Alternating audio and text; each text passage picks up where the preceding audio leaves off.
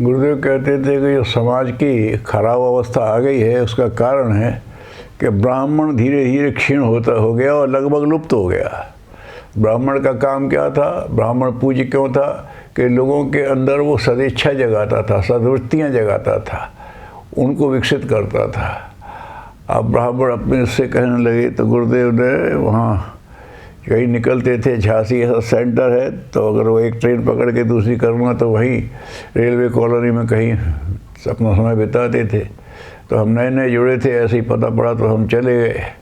तो गुरुदेव वहाँ यही कहा था, बेटा ब्राह्मण मर गया है, इसलिए समाज की दुर्दशा हो रही है। अब हम ब्राह्मणत्व को फिर से पैदा कर रहे हैं। बोले कैसे? जैसे अगर बनिया अचानक मर जाए, बच्चे छोटे छोटे हैं तो दुकान कौन संभाले, तो सब समाप्त हो जाता है।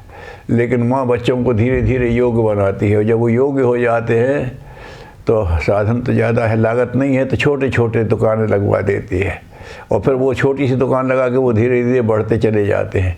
इसी तरह से हम प्रयास कर रहे हैं कि धीरे धीरे हम ब्राह्मण को जागृत करें, ब्राह्मण को जीवंत बनाएं, ब्राह्मणत्व का विकास करें, और वो अपने जीवन में उन्होंने कर ही लिया। ब्राह्मण का स्वरूप क्या है? ब्राह्मण का स्वरूप ये है कि अपनी प्रतिभा को खूब विकसित करे, लेकिन अपने लिए कम से कम खर्च करे, और जो बचे वो समाज के लिए लगा दे। तो वो कहते थे कि जो कुछ मेरे यहाँ ये चमत्कार दिख रहा है, ये मेरे ब्राह्मण जीवन का प्रताप है। और आज भी गायत्री परिवार की जो साख है वो उसके ब्राह्मण जीवन की वजह से है। लोग बड़े खुल करके दे देते हैं उनको, क्यों? क्योंकि जानते हैं कि ये स्वार्थ में नहीं लगाएंगे, या कहीं परमार्थ में ही लगा देंगे। तो वो जो कहते थे वो उन्होंने किया है, वो व्यक्ति धीरे धीरे विकसित हो रही है, और इसीलिए वो प्रतिष्ठा फिर से बढ़ती चली जा रही है। लोग से भी यहाँ फिर से ब्राह्मणत्व की मर्यादा में आ जाएंगे, तो बड़े बड़े राजा महाराजा अपना सब कुछ उनको सौंप देते हैं कि लीजिए, हमसे तो व्यसन में ही लग रहा है, आप इसको सार्थक में लगा दो, तो हमें भी थोड़ा सा पुण्य मिल जाएगा आपके साथ। तो ये जो ब्राह्मण जीवन है, इसको हमें जीवित रखना है। तो समाज में जब ब्राह्मण जीवन ढीला पड़ जाता है, क्षीण हो जाता है, तो समाज की दुर्दशा होने लगती है।